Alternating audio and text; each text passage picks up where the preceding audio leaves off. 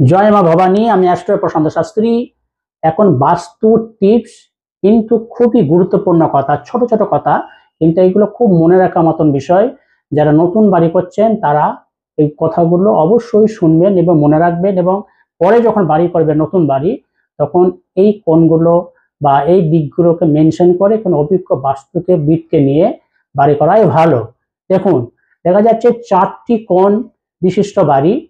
আমরা দেখা গেল কোনো কারণে যে আপনার পশ্চিম দিকটা বেড়ে গেছে, 4টে কোণের তুলনায় পশ্চিম দিকে আপনি বাড়ি ফেলেছেন বা বাড়ি আগে থেকেই বাড়ানো ছিল। হ্যাঁ, বারান্দা হতে পারে বা কোনো কারণে বেড়ে যেতে পারে, বা আপনারা বাড়ি ফেলেছেন। যদি বেড়ে যায় পশ্চিম দিক, তাহলে আপনি কি কি এফেক্ট পেতে পারেন? ওই বাড়িতে যে বসবাস করবে বা যারা বসবাস করবে তারা কি হবে? অনর্গল মিথ্যা কথা বলবে, আর কি করবে?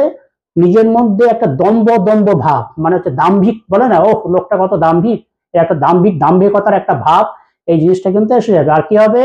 আপনি একটার পর একটা শুধু ঋণের উপরে চলবেন, আর পুরানো জিনিসের ওপর আস্থাবান। সেখানে বাড়ি, সেখানে নারী, সেখানে গাড়ি, সমস্ত কিছু বিষয়ে যেন আপনার সেকেন্ড হ্যান্ড। কি বললাম? সেকেন্ড হ্যান্ড বাড়ি। কোনো জায়গায় গেলেন, একটা পুরানো বাড়ি কিনলেন, আপনার ম্যারেজ হচ্ছে না, একটা ডিভোর্সি মহিলাকে বিয়ে করলেন, সেকেন্ড হ্যান্ড পেলেন। আর কি হতে পারে? সেকেন্ড হ্যান্ড একটা গাড়ি কিনলেন। সমস্ত জীবনটা আপনার সেকেন্ড হ্যান্ডের উপর দিয়েই চলে যাবে। এই জন্য বাড়ি যখন করবেন বা পুরানো বাড়ি যখন কিনবেন, দেখে নেবেন পশ্চিম দিকে বাড়ির কোনো অংশ বেড়ে আছে কিনা।